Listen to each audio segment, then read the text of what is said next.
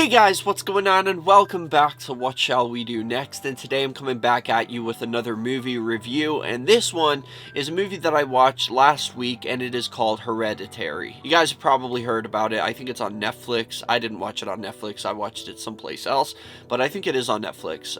And I heard about it because a lot of people were talking about it, saying how it was like the scariest movie ever and stuff like that. Here is my honest thoughts. As a horror movie fan, I can honestly say this movie wasn't that bad. It definitely wasn't my favorite movie. Basically, the plot of the movie, there might be spoilers in this, just so you know, but the plot of the movie is there's this girl, she has something wrong with her. I wasn't really sure. At first I wasn't really sure what was going on. This girl is kind of like an outcast. I think she has like some kind of tick, because she often does this like like a mouth pop, and it's like a weird tick that she has. And she has a brother, a mom, and her dad. They all live together, and everything seems to be going well. It's like a normal family, except that girl who has this like weird obsession with like dead things. Like, she cut a head off a dead pigeon she saw at school, and she like cut off the head and kept it in her pocket. And she was like a little bit weird. She would like sleep in the tree house that she had in the front yard, and just like little things like that was a little bit off about her. At first I thought the movie was going to be about her being like some kind of serial killer, like she's going to be the girl that kills her entire family or something like that, because it makes you think that way, because she's like weird and she's got like these little things about her, but actually, spoiler alert, that girl ends up being home alone with the brother, because the mom and the dad are like going out somewhere, and the mom is like, you have to stay home and take care of her, or no, take her to the party with you. That's what it was. I'm getting confused with another movie. She's like, take this girl to this party that you're going to. So he has to take his little sister, whose name is Charlie, and he has to take her to this house party with his friends, so that he can get like high and fucked up and everything. And he basically leaves her to fend for herself while she's there. So he's just like, you chill downstairs, there's cake, there's like party food, help yourself and just chill out. I'm gonna like go and get high or whatever. So she ends up being allergic to like, I think she had like a peanut allergy or something, and there's like peanuts in the cake. And she like comes up the stairs and finds him getting high in the bedroom with a couple of his friends. And she's like her face is broken out and she can't breathe. Her throat's like swelled up. So he like immediately gets her back in the car, and he starts trying to take her to the hospital. And she like kicks a fit in the back of the car. She can't breathe. She's like struggling. She's like scratching away at her neck trying to breathe. And she opens down the window, sticks her head out the window to try and like get some air, and bam, they go right into this like fucking telephone pole or something, and like or like a street light or something. There's some kind of pole, but he's speeding. He's like doing like 80 mile an hour, I think, or 100 miles an hour. And she's got her head out the window, so it literally decapitates her, kills her. And the whole family just starts to fall apart after that. And like the brother is like, it's pretty good. The movie is good, I'm not gonna lie. It's just not scary, but it definitely was pretty good. The brother has to live with this guilt. He kind of goes like into being like in a shock sort of state, and just doesn't really talk much anymore, even around his friends and stuff like that.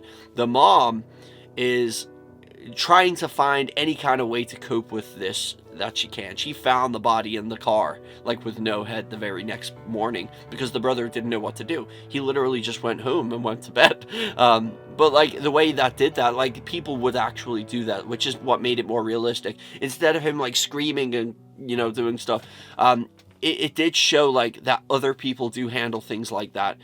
You know, he's just decapitated his sister, and he sits in the car and doesn't even look at her, doesn't scream, doesn't freak out. He just sits there frozen in shock, and then drives home, gets out the car, goes to bed. And the way that happened, and he's like laying in bed, and like he doesn't even sleep. He's just laying there, and his eyes are awake the whole night. And then he hears his mom his mom and dad talking the next morning.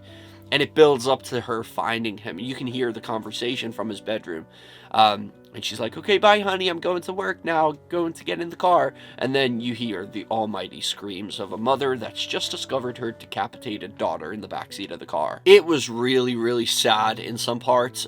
Like the mom was struggling so much that she started to kind of lose it a little bit. She had to go to therapy where she met a woman who also lost a child.